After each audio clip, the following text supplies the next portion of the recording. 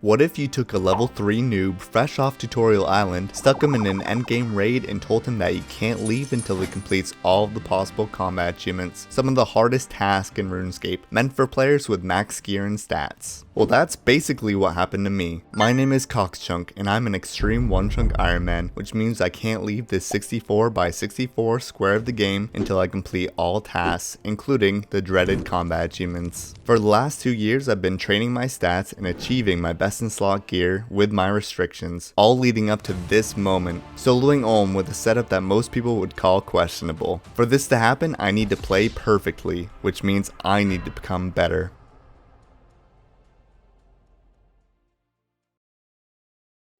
Ladies and gentlemen, the end is near. Next video is going to be the finale, so make sure you're subscribed and turn on that bell notification so you don't miss the finale or the chunk roll stream. Now I have a deep dark secret to share with you guys. I am not actually as good at this raid as you guys think I am. Sure, I've been locked here in this prison for over 2 years, overcome every obstacle presented to me thus far, learned every advanced tactic possible, and even invented my own along the way in order to get where I am now at 1500 raids kill count. But there's still one thing that I have never done on this account since setting foot in this chunk. I have yet to complete a single solo raid. I know, I've been neglecting one of the core elements of being an Ironman, having no friends.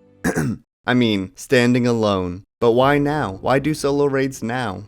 In order to finally leave my starting chunk and begin unlocking the rest of RuneScape one chunk at a time, I need to complete all possible combat achievements, which includes these tasks that must be done solo. But I've known this for a long time, only I've wanted to give myself the best odds of completing it, which meant completing the full Ancestral set, which we did last video. This will be by far the hardest thing that I've had to do skill-wise on this account, and it wouldn't even be possible without this item. The Stamina Potion, only obtainable with my restrictions from the Dr. Jekyll random event by giving him one of the torstals that I've obtained from hunting nature implings over the past years. Without the precious run energy from these stamina potions, I would be forced to die over and over. There would be no possible way to complete any of these solo combat achievements. I only have so many of these potions which have taken years to stack up, so if I mess up too many times, it's game over.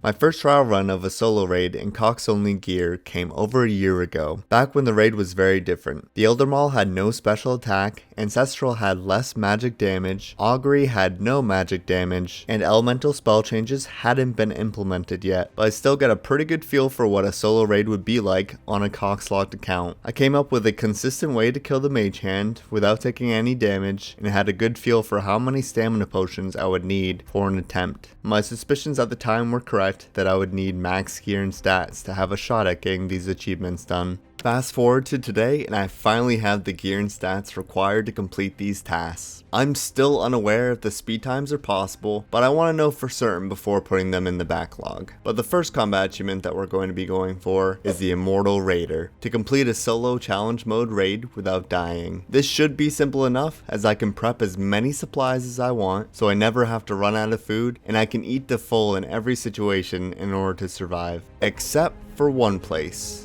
Once you cross through the barrier of the Ulm room, you can't leave until the boss is dead or you are. So I need to figure out what the perfect inventory to bring into Ulm will be. After 1 or 2 practice runs, I should know for sure how my inventory should look in order to survive the fight. Alright guys, today's the day. We're gonna try and do these solo challenge mode raid combat achievements. I think I basically got the optimal setup figured out, so we're just gonna give it a go here. And yeah, let's see if we come across anything new that we'll have to change after this attempt. Alright, so first obvious change that I need to make. I'm really glad that this didn't happen in the actual run, but I forgot to bring an anti-poison. If you guys don't know, a strange fruit, which is a drop from a random event, is my only way to clear poison in this raid. So we'll remember to bring that next time. Wow, let's not talk about how close I just came to death there, and let's just be happy that we're at the Ulm room now. One thing that I definitely need to improve on is conserving these brews for the Ulm fight. Of course, since I'm only level 1 Herblore, I'm not able to make any additional potions in the raids, so the ones that I get from the bosses are all I get for the final fight. Let's see if that'll be enough. Okay, this is gonna be my inventory going into the Ulm fight. Let's see if we can remember how to do this. I'm very rusty doing this magic run. Takes a little bit of getting used to. There's a max hit of 22. It's funny how anybody with a regular trident and full mystic could out DPS me now, and I have full ancestral. Just goes to show how long these mage hands take. The melee hand is definitely not as bad. All I have to do is pray I hit specs, and then I shouldn't take any damage throughout the entire fight. Well, easier said than done. We'll blame that one on a lack of experience, but after a couple raids, I should have this down. Oh man, I really thought I was safe there. Another death on the board. Alright, that should do it. I did run out of prayer. I had to make more food and almost ran out of food still. An hour and 31 minute time. Don't get me wrong, there is a ton of room for improvement here, but I still need to shave off 53 minutes to get the Grandmaster speed time. That seems impossible at the moment. Alright, attempt number 2 coming in here, and a couple adjustments this time. Of course, we added the strange fruit on this one. We also dropped our tank gear, the adamant helm, and the rune chain body, and added an extra prayer pot as well. Let's see how it goes. Alright, we made it back to the Mudal room, but I'm very lacking on supplies, so I'm going to go back and grab more. Another thing about solo raids is that there's just so much RNG on how much damage you take. Last raid, I barely took any, and this time, I just kept getting hit. Oh my god, this room is so tilting. Other than Olm, I just need to be extra careful in the Mudal room and make sure I have enough supplies. Oh man, we were so close. If I had more brews than bats going into Olm, we definitely would have had that one easily. I can do this, I can do this. Alright, there's the kill. Now, I'm actually pretty happy about that time. Honestly, wasn't trying to go fast, I was more so trying not to die. So cutting 15 minutes off is pretty good, we'll take that. Alright. Underestimated Mudal again. I gotta stop making these mistakes, man. I gotta stop. Oh man, one little misclick and I died. I should have been staying higher health though.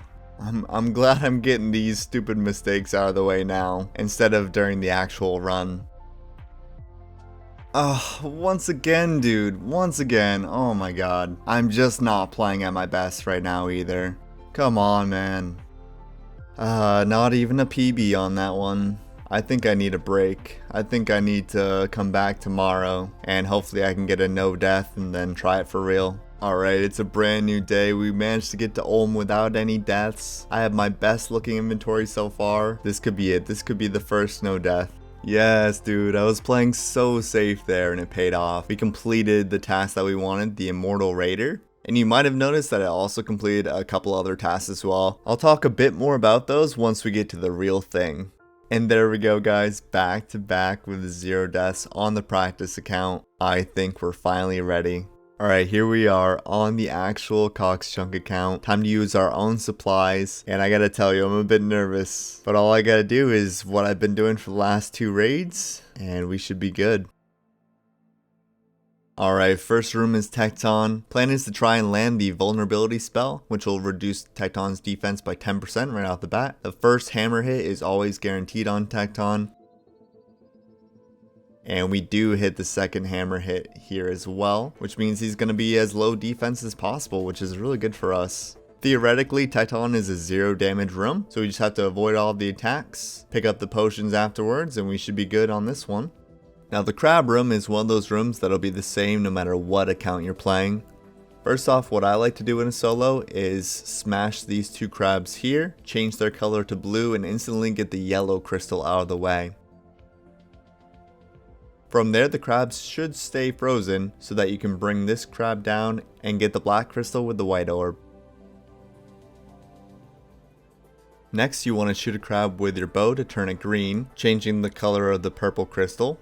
Then smash the same crab 1 tile south so it can go all the way to the far crystal. Smash the other crabs so that they don't get in the way, and then lure the final crab near the final crystal. And that's how you do an efficient crab room. Now that we've reached our first storage chest at the Ice Demon room, we can freely bank our stamina potions because we won't be needing those until the Olm fight. This will free up our inventory space to grab an axe, a tinderbox, and start chopping our kindling. Once the Ice Demon's thawed, I spec him twice with my Elder Maul, missing both times, pretty average, and then absolutely obliterate him with some fire spells.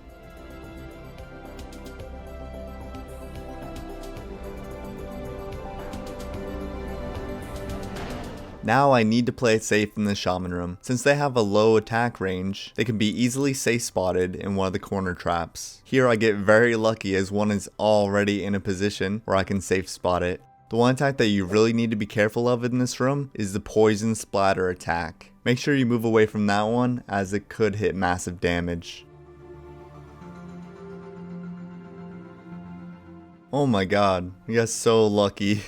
It jumped exactly where I wanted it to, and it never threw a ranged attack at me, which meant that I never got poisoned and I can save my strange fruit. That is awesome.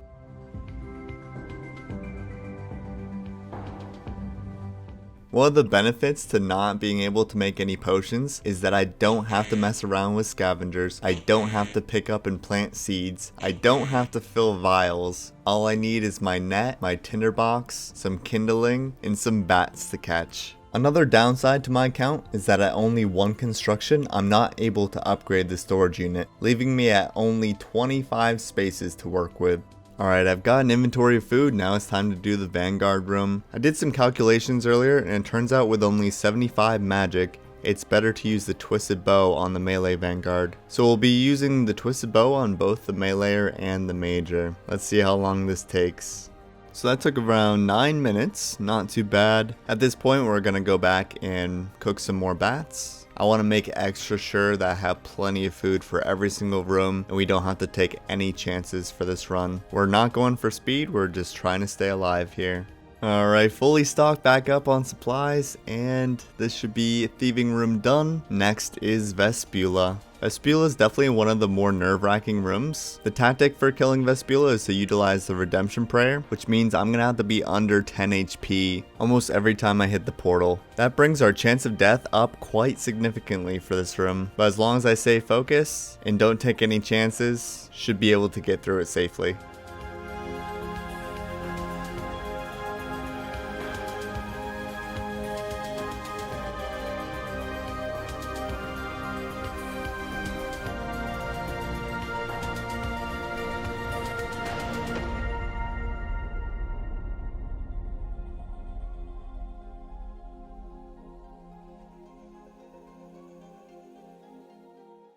Alright, we made it.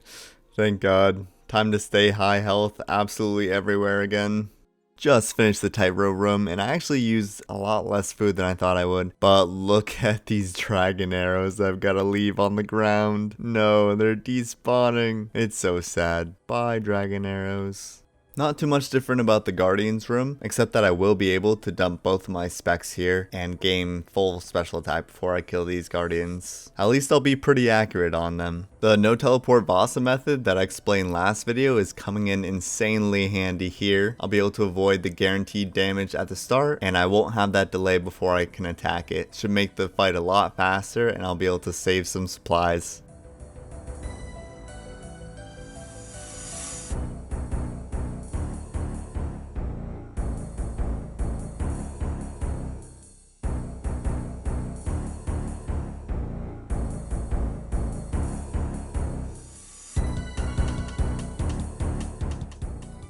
Wow, that first crystal was rough and I ended up getting teleported anyway. I hate to say it, but I think I have to go back to make some more food. But the bats are all the way at the beginning of the raid, so I have an idea to get some fish instead. Alright, I've come back to the scavengers for a rod and some bait. Let's catch some fish. Hopefully just to top off on the inventory will be enough. Ideally, I want to get these mystics on a corner trap, but this one I'm flinching and it seems to be going well so far. A lot of splashes. And I ended up taking a lot more damage than I wanted to. I guess we should play it safe and go back to the fishing spot real quick.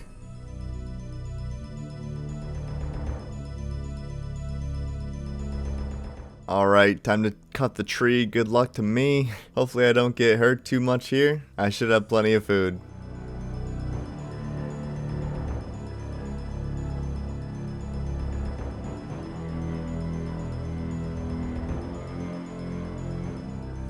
Alright, gonna pull the Mutadile over here so I can stand on the south wall where the big Mutadile won't be able to see me.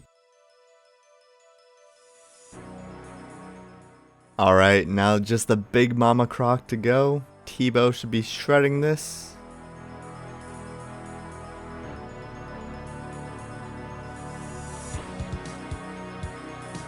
Oh, second hardest boss down.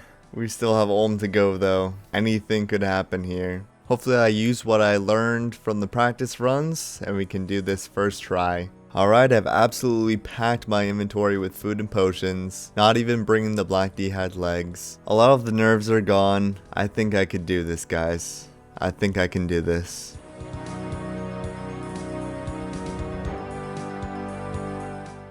Starting off with 2 successful specs, that's just beautiful.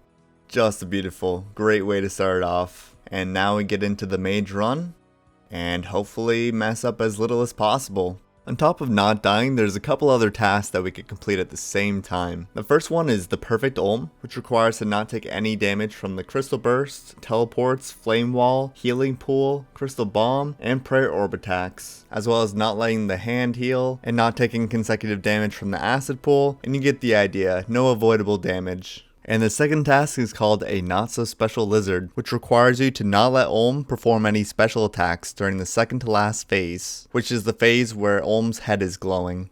Alright, first mage hand down, and I haven't sipped a single brew or ate a single food. It's going really well so far. We are hitting our specs as well too. That's so good. This should be a fast melee hand.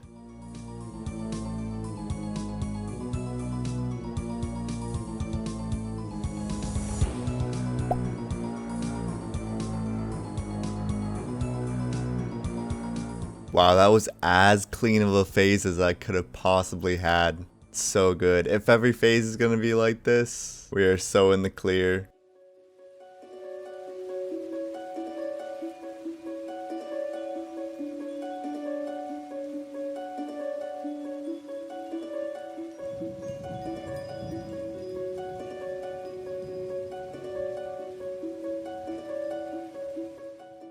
Alright, first kind of scary moment there. Messed up the timing as I was overloading and could have kind of got hit there, but managed to get right back into the cycle, which is the best thing I can do in that situation.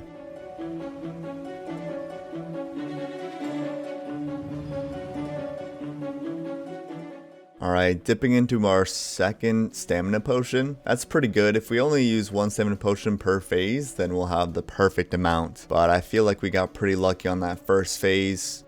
Hopefully we have enough, but I'm definitely keeping an eye on it.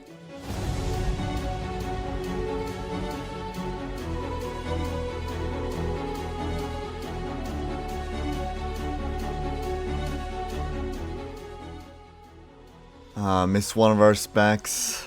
It's not great. Hopefully the next spec we definitely hit, or else it'll be a long melee hand. It's already kind of a long mage hand. I'm splashing a lot more on this one, I can definitely tell.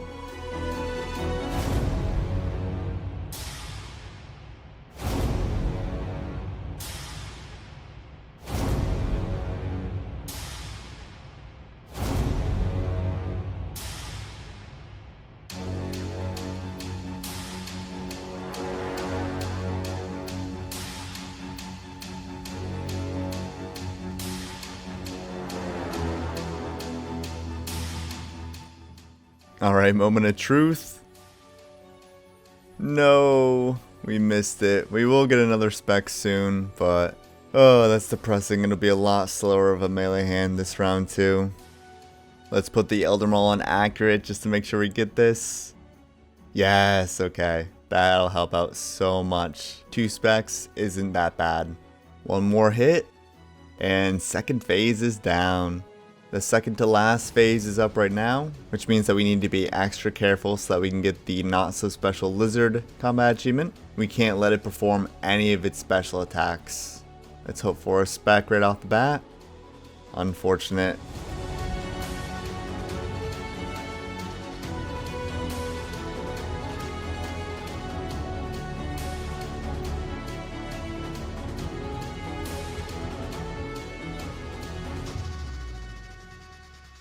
No! Oh man, I attacked 1 tick too early. Oh my god. I need to eat up as well. So the hand did its little healing thing there. So unfortunately we will not get the not so special lizard combat achievement. And that was a little too close on the HP there as well. Alright, that's going to be our last hit on the mage hand for now because we need to kill them both at the same time. Oh man, please hit one spec. No. The melee hand's at full defense, so this is gonna be a very long kill. That's the melee hand finally dead. Finish off the mage here, first hit. That's so good. Alright, T-Bow, finish it off.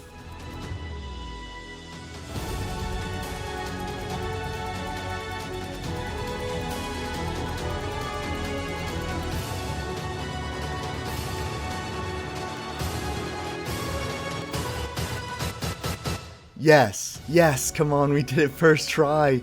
Oh my god, perfect Olm and Undying Raider, Immortal Raider, 3 tasks there actually. That is so sick, we did it first try, felt so good. Look at all these brews that we had left as well, and it wasn't too bad on the stamina potions. Man, the T-Bow just slaps no matter what you're wearing for gear, that's for sure. Now there's only 2 combat achievements left, so let's talk about those. Putting an Olm on the line is simple enough. Complete a solo raid with 40,000 points or more, except the only catch is that it can't be a challenge mode raid. This is the reason why I couldn't do all the combat achievements in just one raid, but we also get a second shot at the not so special lizard combat achievement that we failed in this previous raid.